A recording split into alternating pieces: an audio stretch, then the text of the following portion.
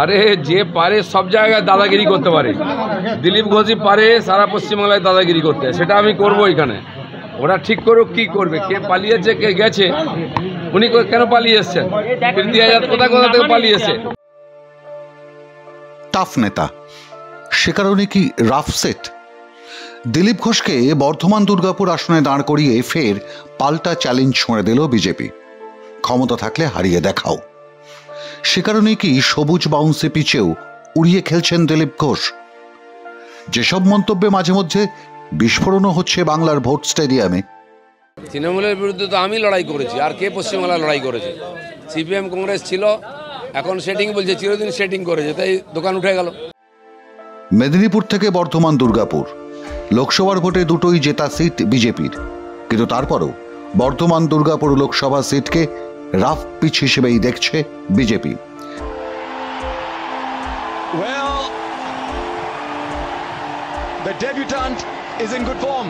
সে কারণেই অভিজ্ঞ ব্যাটার নামিয়ে ম্যাচ ঘোরানোর কৌশল।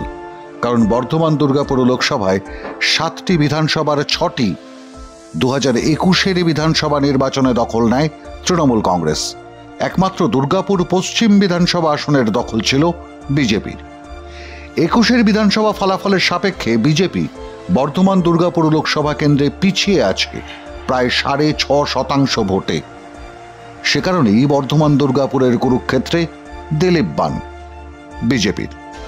সেই দিলীপ ঘোষ যার নেতৃত্বে রাজ্যে 2 থেকে 18 লোকসভা সিট জিতেছিল বিজেপি। কড়া কথা, বিতর্কিত মন্তব্য আর বিরোধী বোলারদের উড়িয়ে খেলা, এটাই দিলীপের টি-20 স্টাইল।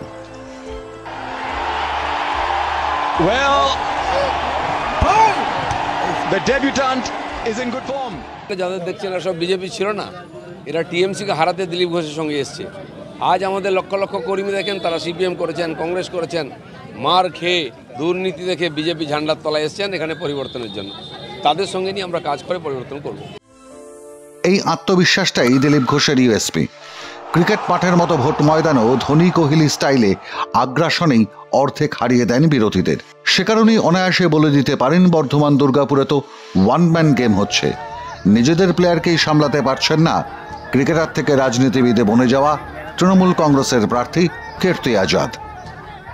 ওয়ান ম্যান ম্যাচ চলছে, খেলার রেজাল্ট ঠিক হয়ে গেছে, সময়ের অপেক্ষা। মাঠেই নামতে পারছে না ওরা, নিজের প্লেয়ারদেরই ঠিক করতে পারছে না, এমন সেন্সাইড গোল মারছে রোজ, তারা বিজেপির সঙ্গে কি খেলবে? ইঙ্গিতটা স্পষ্ট। তৃণমূল প্রার্থী কীর্তি আজাদের রবিবাসরীয় প্রচারে দুর্গাপুরের আমরাই গ্রামে তৃণমূল কর্মীদের কীর্তি কাহিনী এখন তো কার্যত ভাইরাল। 2 গোষ্ঠীর মারপিটে বেচারা কীর্তি কোনো ক্রমে প্রাণ ভয় আশ্রয় নিয়েছিলেন পাশের মন্দিরে।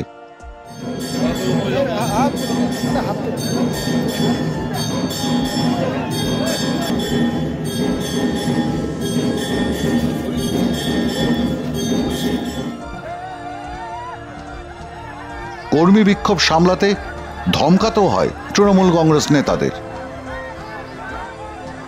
মঙ্গলবার প্রাতঃভ্রমণ শেষে সে কারণেই খোশ মেজাজে ছিলেন বিজেপি প্রার্থী দিলীপ ঘোষ। চায়ের আড্ডায় সহজভাবেই জানালেন দুর্গাপুরের দাবদাহ কাবু করতে পারেনি দাবাং দিলীপকে।